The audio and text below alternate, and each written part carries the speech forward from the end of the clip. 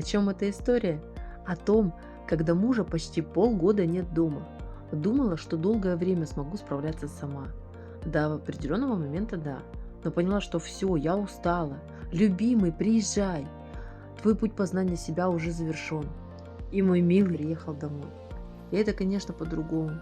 Можно расслабиться, опереться на сильное плечо. Уже несколько непривычно. Оттого еще больше ценишь, что делает муж. Особенно в мелочах.